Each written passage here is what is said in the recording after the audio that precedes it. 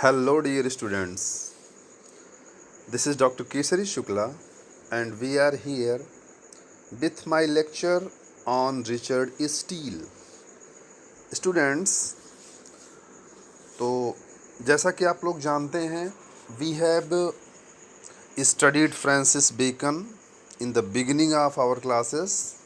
हम लोगों ने अपनी क्लासेस की जब शुरुआत की तो वहाँ पे हम लोगों ने अंग्रेजी निबंधों के पिता, जिनको फादर ऑफ इंग्लिश एसे कहा जाता है, फ्रांसिस बेकन को पढ़ा। उनके 2 एसेज हम लोगों ने स्टडी किए और अब उनके बाद हम लोग बढ़ रहे हैं जो दूसरे बड़े एसेइस्ट हैं इंग्लिश लिटरेचर के आपके सिलेबस में। तो he is Richard Steele. Who is that students? This is Richard Steele. Clear? And the essay what is prescribed in your syllabus by Richard Steele is Spectator Club. आप लोगों को Richard Steele का एक एसे पढ़ना है, आपके सिलेबस में है स्पेक्टेटर क्लब। ओके स्टूडेंट्स, तो हम लोग सबसे पहले थोड़ा सा प्रयास करते हैं रिचर्ड स्टील के बारे में कि हम लोग उनके बारे में जानें। जैसे मैंने आप लोगों को सबसे पहले जो बेकन को पढ़ाना शुरू किया, तो बेकन का एसे पढ़ाने से पहले हमने तमाम सारी चीज़ें, चाहे वो बायोग्राफी से रिलेटेड हों और चाहे बेकन की रचनाओं से संबंधित हों, उन चीज़ों की स्टडी पहले की। पहले हम लोगों ने बेकन के नेचर को जाना, बेकन की लाइफ को जाना और बेकन के एसे राइटिंग के नेचर को जाना। तो ठीक उसी प्रकार से स्टूडेंट, सबसे पहले हम लोग थोड़ा सा जानेंगे रिचर्ड स्टील के एसेस क्या हैं और रिचर्ड स्टील की लाइफ क्या रही है। ओके स्टूडेंट्स, तो तमाम सारी information I have just provided you on my screen. You can just note it down, students. First of all, I want to inform you that Richard Steele is a periodical essayist. ये periodical essayist क्या होता है ये मैं आपको बाद में बताऊंगा। पहले आप ये जान लीजिए कि रिचर्ड स्टील किस युग का निबंधकार माना जाता है। तो students, Richard Steele is actually the representative essayist of representative literary artist of 18th century. Okay students, Richard Steele को 18वीं शताब्दी का एक प्रतिनिधि रचनाकार माना जाता है। ओके स्टूडेंट्स, तो क्या आप लोगों को 18th सेंचुरी से कुछ याद आ रहा है? I think you should. Yes students, 18th century का एक राइटर, एक पोएट आप लोगों ने लास्ट ईयर पढ़ा था। Yes, Alexander pope. Yes students, आप लोगों ने अलेक्जेंडर पोप को पढ़ा था लास्ट ईयर, जब बीए फर्स्ट ईयर में थे। उनकी पोएम आपने पढ़ी थी। तो उसको पढ़ करके शायद आपको लगा होगा कि अलेक्जेंडर पोप ने, मैंने आप लोगों को काफ़ी डिटेल में पढ़ाया था अलेक्जेंडर पोप और उनकी पोएम्स को, कि अलेक्जेंडर पोप भी अपने आप में एक ऐसा साहित्यकार था जिसने अपने 18th सेंचुरी की जो पृष्ठभूमि रही है, 18th सेंचुरी का जो समाज रहा है, 18th सेंचुरी की जो दिशा दशा रही है, उन चीज़ों को अपनी रचनाओं में दिखाने का प्रयास किया था। ठीक उसी प्रकार से डियर स्टूडेंट्स, जो रिचर्ड स्टील है 18th सेंचुरी का, इसने भी जो भी निबंध अपने लिखे उसमें 18th सेंचुरी का समाज कैसा था, 18th सेंचुरी के लोग कैसे थे, उनकी जीवन शैली कैसी थी, उन सारी चीज़ों को बताने का प्रयास किया है। ओके स्टूडेंट्स, तो ये सारी चीज़ें हम डिटेल में समझेंगे। But first of all, in his biography, I want to just suggest you something कि रिचर्ड स्टील का जो जन्म हुआ था वो 1672 में डबलिन शहर में हुआ था। इंग्लैंड का एक बड़ा फेमस शहर है डबलिन। ओके, बड़ा हिस्टोरिकल शहर भी है। ओके, तो डबलिन में हुआ था। कहाँ पे हुआ था? 1672 in Dublin. Okay, but dear students, Richard Steele कहीं न कहीं कुछ मामलों में दुर्भाग्यशाली था। जब ये मात्र 5 वर्ष का था, only he was 5 year of age, तो हिज फादर डाइड। ओके, इनके पिताजी का देहांत हो गया और बड़ा ही सामान्य बचपन इनका गुजरा। चूँकि इनका जो पालन पोषण रहा उसके बाद इनकी माताजी को ही करना पड़ा, तो किस प्रकार की परेशानियों का सामना रिचर्ड स्टील को अपनी लाइफ में करना पड़ा, किस तरीके की तकलीफ़ों का सामना रिचर्ड स्टील ने अपने जीवन में किया, विशेष करके जब उनके पिता की मृत्यु हो जाती है, उनकी माताजी ही उनको संभालती हैं। तो जिन भी परेशानियों को उन्होंने देखा, उन सारी चीज़ों को उन्होंने एक एस्से में लिखा। आप उस एस्से का नाम नोट कर सकते हैं। आप यूँ कह सकते हैं कि ये इनका ऑटोबायोग्राफिकल एस्से है। माने इनकी ज़िंदगी में जो चीज़ें इन्होंने फेस की और उन चीज़ों को उन्होंने एक एस्से में अपने दिखाने का प्रयास किया। स्टूडेंट्स, आई होप कि आपके पास पेपर और पेन ज़रूर होगी, कॉपी और पेन। मैंने शुरू में ही सजेस्ट कर रखा था कि आपके पास होना चाहिए। अगर आपके पास हो तो जो रिचर्ड स्टील का एक फेमस एस्से है, ऑटोबायोग्राफिकल एस्से है, किस प्रकार की तकलीफ़ें उन्होंने अपने बचपन में उठाई, अपने पिताजी के देहांत के बाद जो दुख उन्होंने महसूस किया अपनी माताजी के जीवन में, जितना दुखी वो अपनी माताजी को देखते थे, स्टूडेंट्स, वो उन्होंने दिखाया अपने एक एस्से में। उसका नाम है रिकलेक्शन ऑफ चाइल्डहुड। आप इसका नाम नोट कर लीजिए, रिकलेक्शन, यस स्टूडेंट्स, रिकलेक्शन आपको स्पेलिंग पता होनी चाहिए, RECOLLECTIONS, recollections of childhood, recollections of childhood. Okay students, ये एस्से है जिसमें इन्होंने ये दिखाया कि किस तरीके से उनकी माताजी ने तमाम प्रकार की दुखों का सामना किया, तमाम प्रकार की पीड़ाओं का सामना किया उनके पास पालन पोषण में, और किस तरीके से उनकी माताजी स्वयं दुखी रहा करती थी। Right, clear? तो इनका जीवन थोड़ा सा दुर्भाग्यपूर्ण रहा। इसके बाद इनकी जो शिक्षा दीक्षा हुई, वो इनकी एजुकेशन हुई एट चार्टर हाउस। जो उनकी स्टार्टिंग एजुकेशन थी वो चार्टर हाउस में हुई, इंग्लैंड में। किस जगह पे? आपकी स्क्रीन पर दिख रहा होगा, चार्टर हाउस। कहाँ पे हुई? चार्टर हाउस में। और जो उसके बाद उन्होंने हायर एजुकेशन ली, ऊपर की शिक्षा ली, उच्च शिक्षा ली, वो उन्होंने मार्टन कॉलेज, ऑक्सफोर्ड यूनिवर्सिटी से ली। कहाँ से लिया students? Merton College, Oxford university.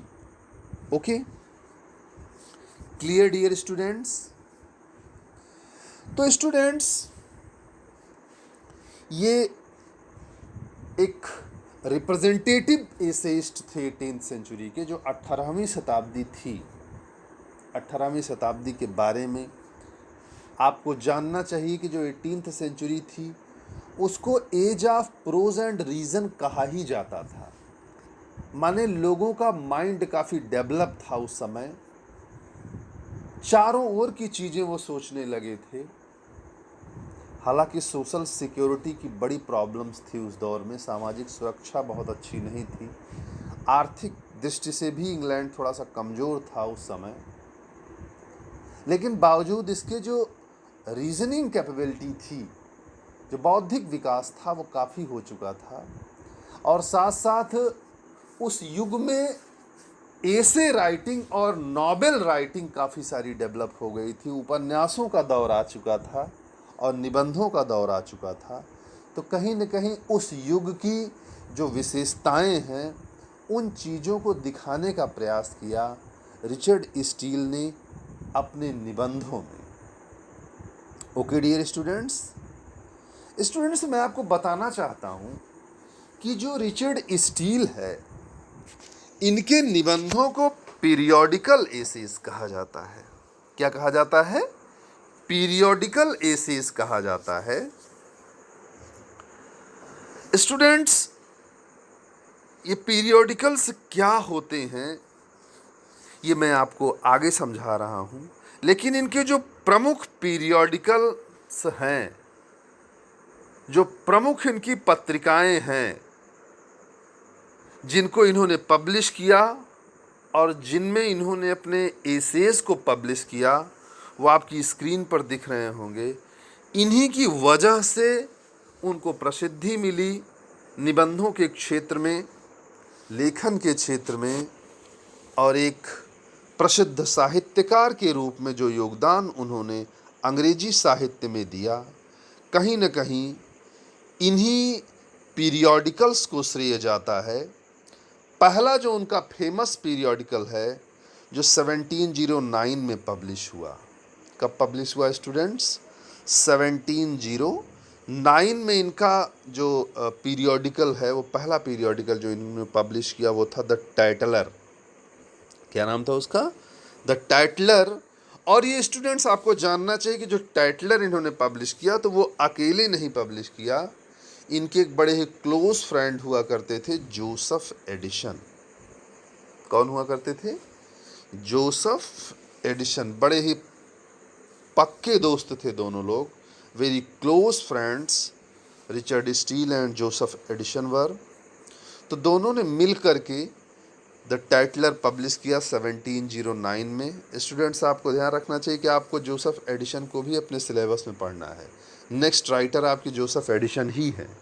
तो आप समझ सकते हैं कि दोनों के दोनों लोग राइटर थे, एसेइस्ट थे, साहित्यकार थे, इसलिए दोनों की जमती भी बहुत थी। और आपको बता दूं कि अगर आपने रिचर्ड स्टील को पढ़ लिया तो समझ लीजिए कि आपने जोसेफ एडिसन को पढ़ लिया, क्योंकि दोनों की एक ही विशेषताएं हैं और दोनों ने एक ही साथ कार्य किए। जैसा कि आप देख पा रहे हैं कि जो टाइटलर नामक इनका पीरियोडिकल है उसको दोनों लोगों ने मिल करके पब्लिश किया था।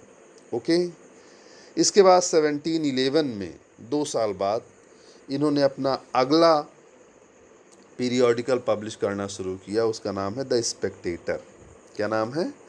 स्पेक्टेटर। जी हाँ स्टूडेंट्स, जो स्पेक्टेटर आप लोग देख पा रहे हैं ये पीरियोडिकल, इसी स्पेक्टेटर से ही आपके सिलेबस में जो एस्से है स्पेक्टेटर क्लब, उसको लिया गया है। ओके स्टूडेंट्स, तो आप समझ सकते हैं कि स्पेक्टेटर क्लब जो एस्से आपके सिलेबस में है वो कहाँ से लिया गया है? स्पेक्टेटर नामक जो इनका पीरियोडिकल है, जिसका पब्लिकेशन 1711 में हुआ था, 1711 में हुआ था। ओके स्टूडेंट्स, तीसरा इनका जो प्रसिद्ध पीरियोडिकल है वो है द गार्जियन। क्या है? The guardian. Clear students?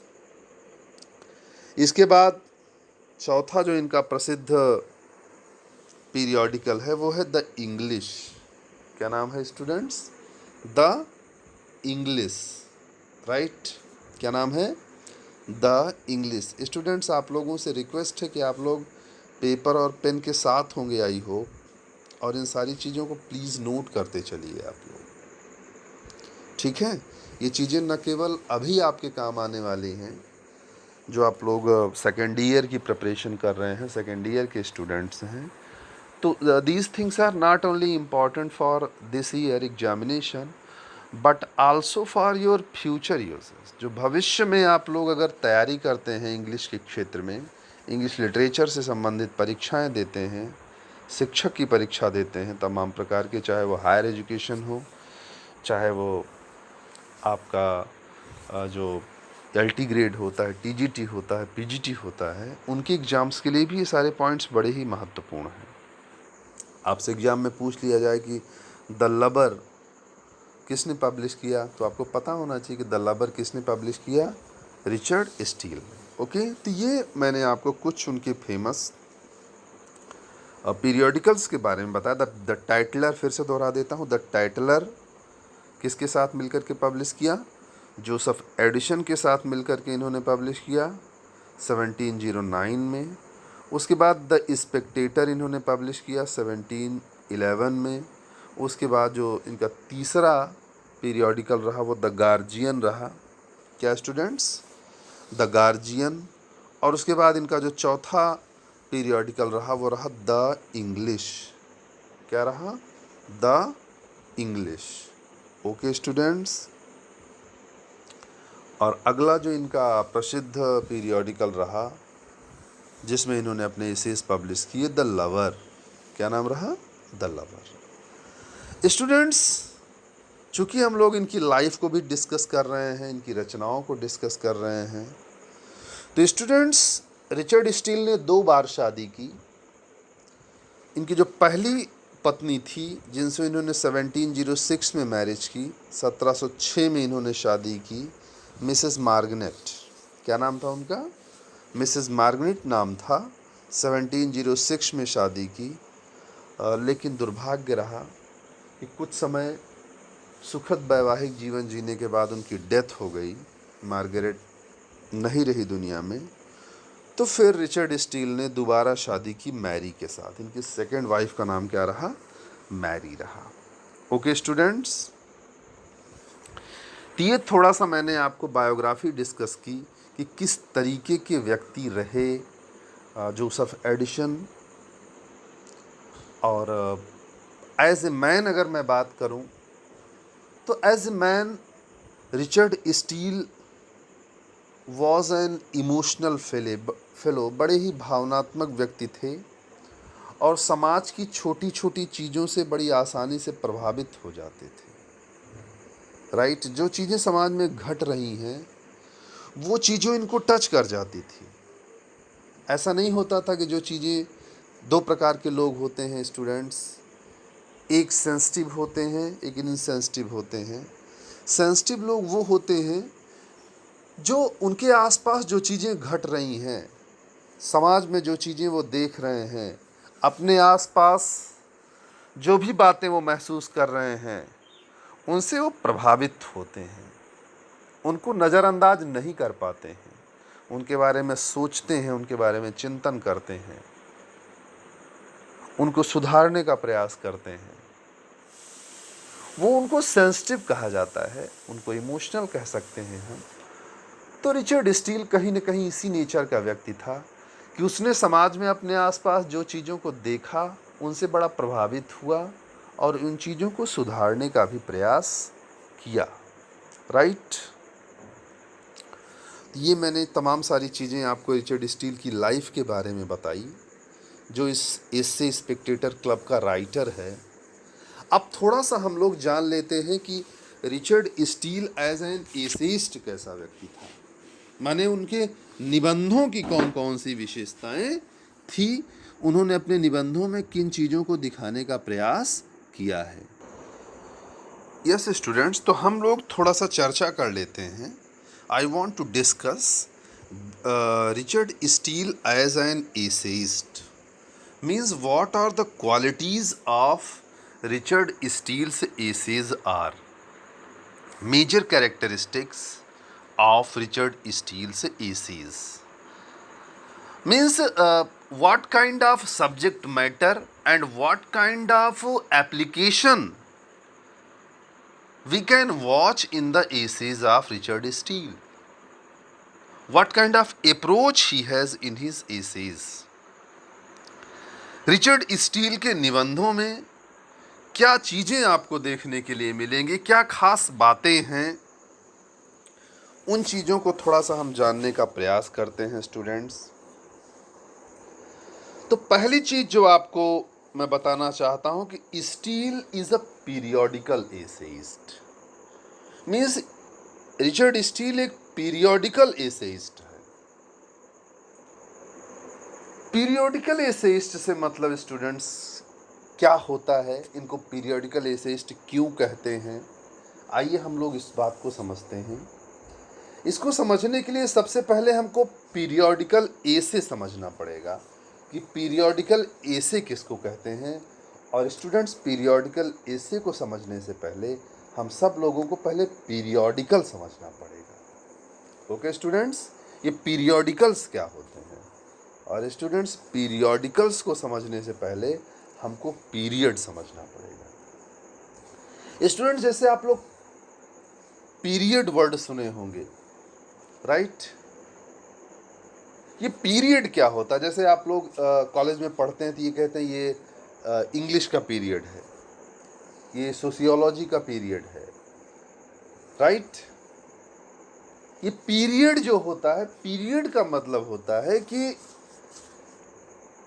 एक ऐसा टाइम जो निश्चित इंटरवल के बाद आता है, उसका टाइम फिक्स रहता है, एक ड्यूरेशन फिक्स रहता है कि इतने टाइम के बाद ये पीरियड आएगा, ये टाइम स्पॉन इतनी देर का इतने समय के बाद आएगा।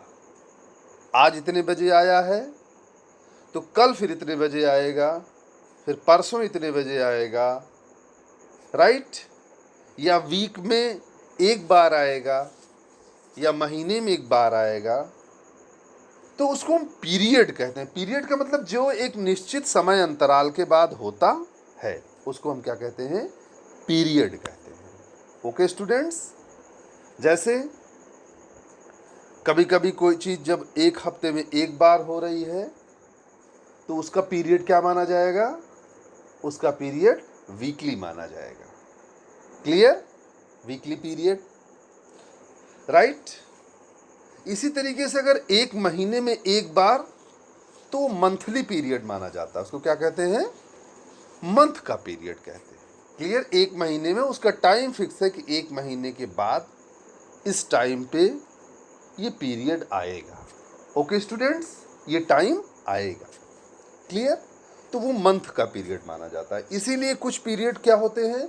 3 महीने के होते हैं, माने 3-3 महीने पे आएंगे, तो वो उसको क्वार्टरली पीरियड हम कहते हैं।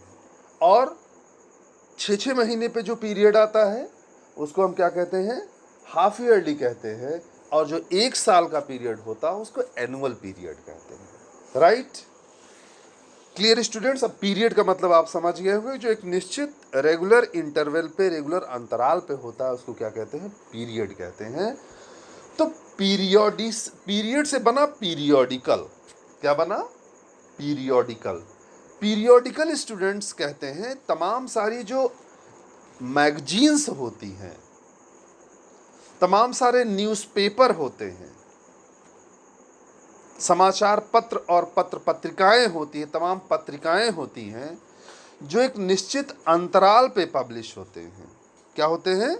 एक निश्चित अंतराल पे पब्लिश होते हैं, एक उनका निश्चित इंटरवल होता है, तो उन्हीं को हम पीरियोडिकल्स कहते हैं।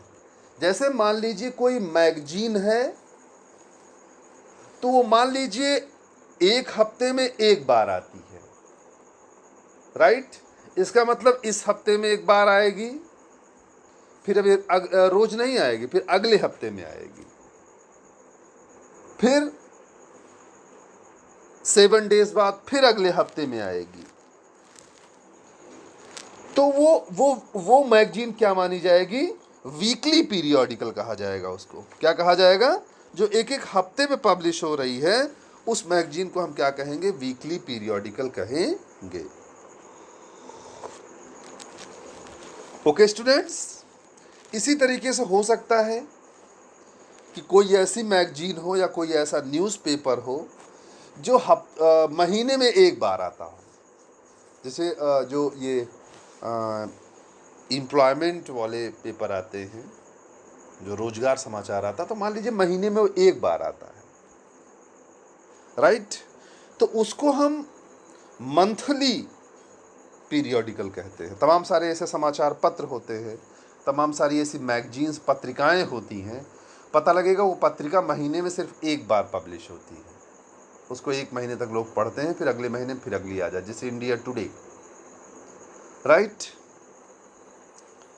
या इसके अलावा तमाम सारे संगठनों से पत्रिकाएं पब्लिश होती हैं। अखंड ज्योति जैसे एक पत्रिका आती है तो महीने में एक बार आती है, तो ये भी पीरियोडिकल, एक निश्चित पीरियड पे आ रही, इसलिए इसको पीरियोडिकल कहते हैं। ओके स्टूडेंट्स, शायद आप समझ गए होंगे। कुछ पत्रिकाएं 3 महीने में एक बार आएंगी, एक बार आ जाएंगे तो 3 महीने बाद फिर आएंगी, फिर 3 महीने बाद आएंगी, फिर 3 महीने बाद आएंगी। इसी तरीके साल में कुछ पत्रिकाएं ऐसी हैं जो साल में केवल 2 बार पब्लिश होती हैं, हर 6 महीने पे, तो उनको हाफ ईयरली पीरियोडिकल कहते हैं। और कुछ पीरियोडिकल ऐसे होते हैं जो ईयर में 1 बार पब्लिश होते हैं। ओके स्टूडेंट्स, तो ये आप समझ गए होंगे कि पीरियोडिकल्स किसे कहते हैं।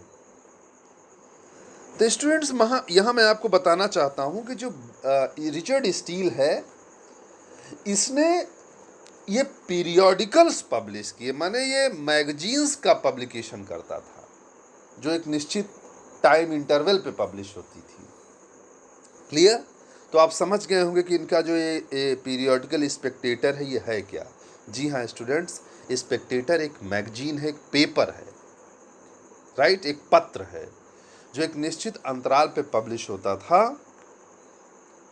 और रिचर्ड स्टील या इनका जो साथी था जोसेफ एडिसन, ये लोग अपने जो एस्से लिखते थे, वास्तव में वो एसेस को ये किसी किताब में छापने के लिए नहीं लिखते थे।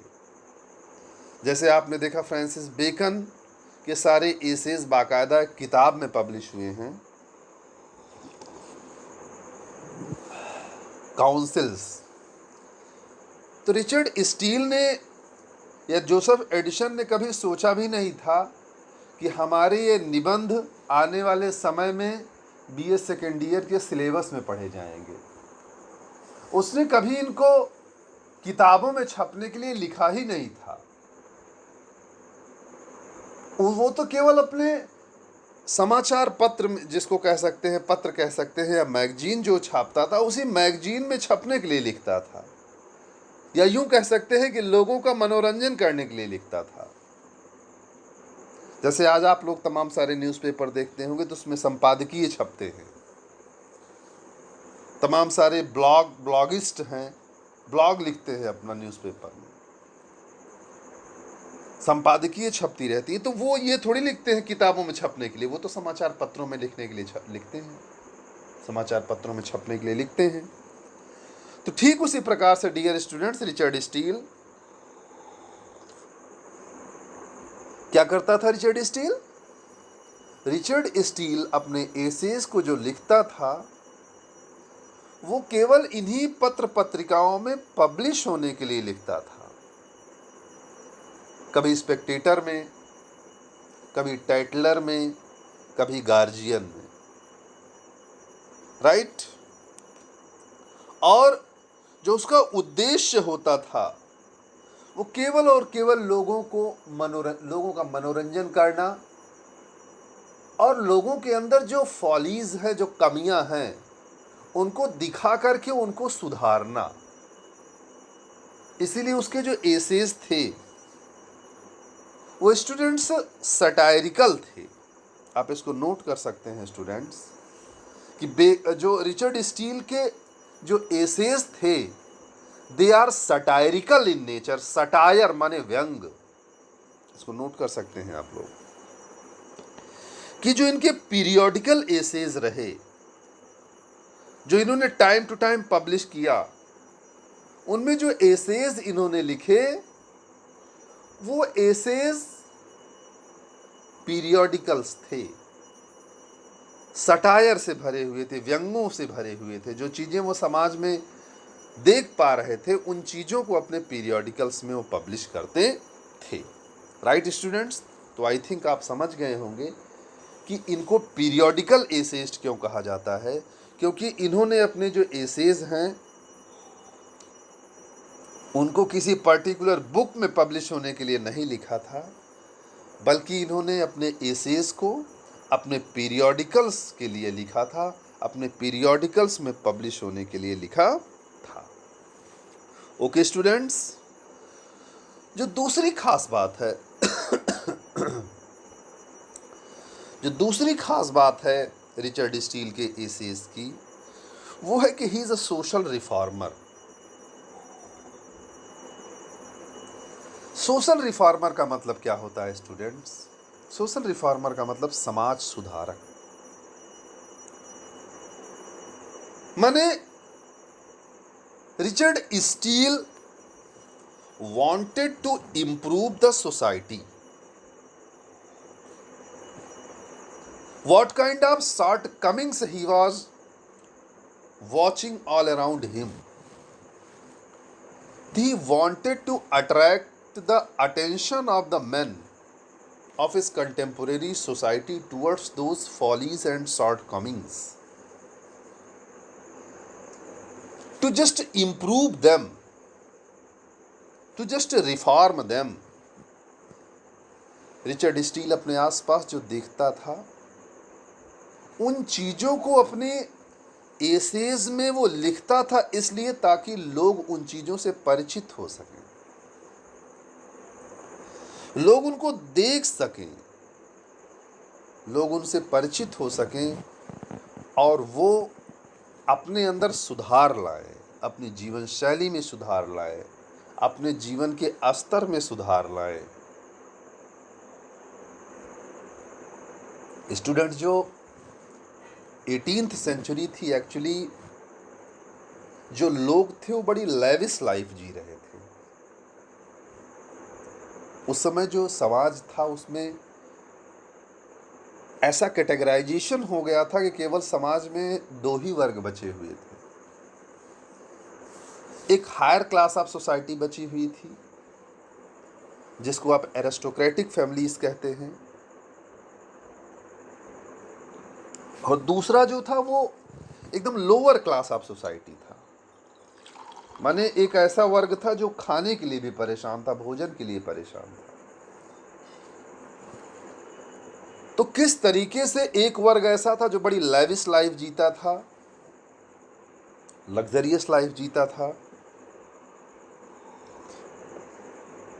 समाज की पीड़ाओं से जिसका कोई सरोकार ही नहीं था, और एक वर्ग ऐसा था जो खाने के लिए भी परेशान था।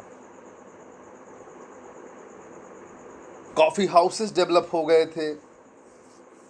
स्टूडेंट्स, मेरे सारे पॉइंट्स को आप नोट करते चलिए। कॉफी हाउसेस डेवलप हो गए थे 18th सेंचुरी में। कॉफी हाउसेस जानते हैं, जैसे आजकल आप लोग अपने यहाँ देखते नहीं है कि सड़क के किनारे 1 किलोमीटर आधा किलोमीटर पे इसे मढ़ई छाई रहती है और पता लगता है कि उसमें और कुछ नहीं, खाली चाय मिलती है और पेपर रखा रहेगा, जीरा उरा कुछ रखा रहेगा, बिस्कुट उस्कुट गुटका उटका रखे रहते हैं। वहाँ बहुत सारी चीज़ें नहीं मिलेगी, लेकिन वहाँ 4-10 लोग हमेशा जुटे रहते हैं, तमाम सारी राजनीति की बातें करते रहेंगे, और वहाँ मिलेगा क्या? वही चाय पिएंगे बीच बीच में, और वही न्यूज़पेपर पढ़ेंगे और तमाम प्रकार की राजनीतिक चर्चाएं करेंगे, यहाँ क्या हो रहा है, वहाँ, माने ये कह सकते हैं कि पिचाल का अड्डा, पिचालालय, पिचालय समझ लीजिए उसको। दुनिया में सबसे तेज चाल किसकी? पिचाल। माने जो चीज़ आप एक बार यहाँ, कोई गड़बड़ चीज़ एक बार कहीं कह दीजिए आप, देखिए आधा घंटा बाद पूरे क्षेत्र में फैल जाएगी, उसको कहते हैं पिचाल। तो पिचाल के अड्डे थे कॉफ़ी हाउसेस इंग्लैंड में। जैसे अपने यहाँ मैंने बता दिया, ऐसे ही इंग्लैंड में कॉफ़ी हाउसेस का एक कल्चर आ गया था। कॉफ़ी हाउसेस जगह जगह बन गए थे और लोग वहाँ पे कॉफ़ी पीने के लिए इकट्ठा होते थे और तमाम प्रकार की चर्चाएं और पिचाल किया करते थे। अनएम्प्लॉयमेंट की प्रॉब्लम थी वहाँ पे। जब लोगों के पास रोजगार नहीं होगा तो ऐसे ही इधर उधर बैठेंगे। और स्टूडेंट्स, मैं आपको उस दौर की बात बताता हूँ कि उस समय रोड्स वर नॉट सेफ, सड़कें सुरक्षित नहीं थी। तो रिचर्ड स्टील ने अपने एसेज में इन चीज़ों का भी डिस्क्रिप्शन दिया है कि उस समय किस तरीके से लूट थी, लूट लेते थे लोग, सड़कें सुरक्षित नहीं थी, लोग शाम को चल नहीं सकते थे, लूट लिए जाने का खतरा रहता था। साथ ही साथ वोमेन दी लो स्टैंडर्ड, महिलाओं का जो स्तर था वो काफ़ी कमज़ोर था।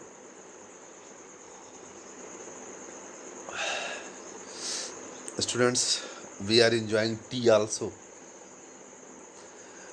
With my teaching.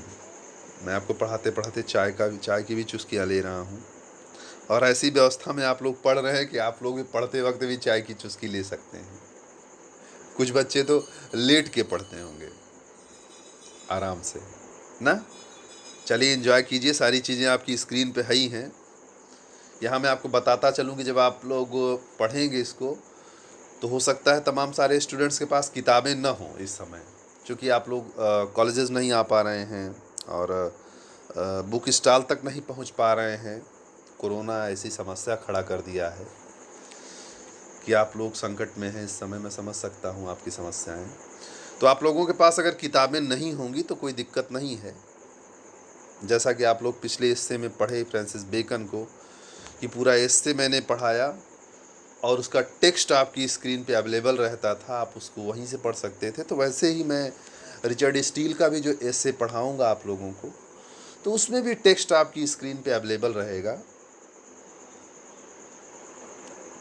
तो उस टेक्स्ट के साथ आप पढ़ सकते हैं, आपको परेशान होने की आवश्यकता नहीं है। तो आप कहीं भी रहें, आप किसी रिलेशन में गए हों, वहाँ भी आप लीड लगा लें, अपना ईयरफोन लगा लें और हमारे लेक्चर्स को टेक्स्ट सहित पढ़ सकते हैं, तमाम सारी जानकारियाँ ले सकते हैं।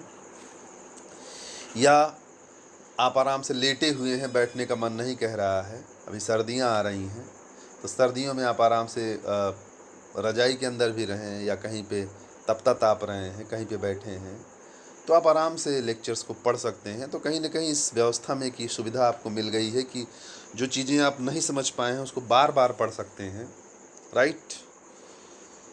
तो कुछ मामलों में ये काफ़ी बेनिफिशियल है आपके लिए, लेकिन कुछ मामलों में निश्चित रूप से कभी भी ये ऑनलाइन क्लासेस, इस तरीके के लेक्चर्स, जो फेस टू फेस इंटरेक्शन होता है क्लास का, कभी भी उसका विकल्प नहीं बन सकते हैं। ये जो आप आमने सामने बैठ करके पढ़ते हैं, जो टेस्ट उसमें है, जिस तरीके का नॉलेज आप उसमें एक्वायर कर सकते हैं, जो फील आपको आ सकता है, शायद वो चीज़ यहाँ नहीं मिल सकती है आपको। लेकिन फिर भी जिस तरीके की परिस्थितियाँ होती हैं, survival of the fittest,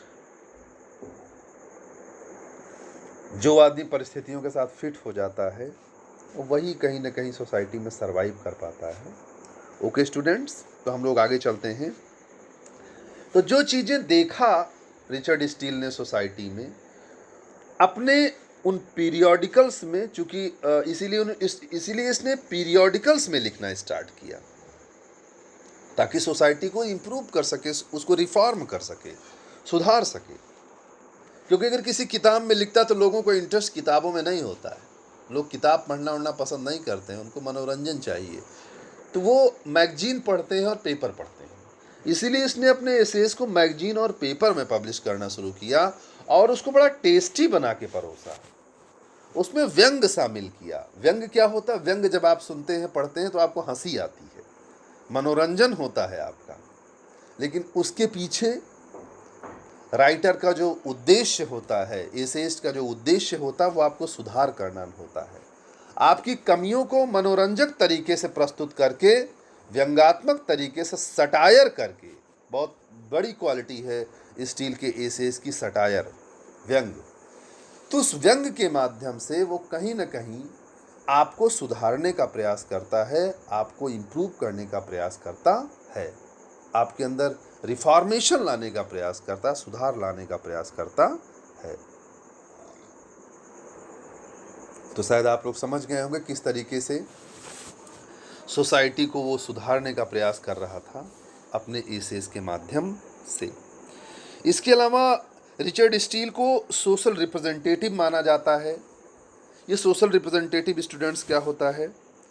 social representative का मतलब होता है जो समाज का प्रतिनिधित्व करे, जो अपने रचनाओं में, अपने लेखों में, अपने निबंधों में, अपनी कविताओं में समाज का चित्रण करे। माने जिस तरीके का समाज है, जैसा कि आप जानते हैं, literature is the mirror of society. साहित्य समाज का दर्पण है। ये दुनिया अपनी शक्ल साहित्य के आईने में देखती है। जैसा समाज होगा वैसा ही उस युग का साहित्य होगा।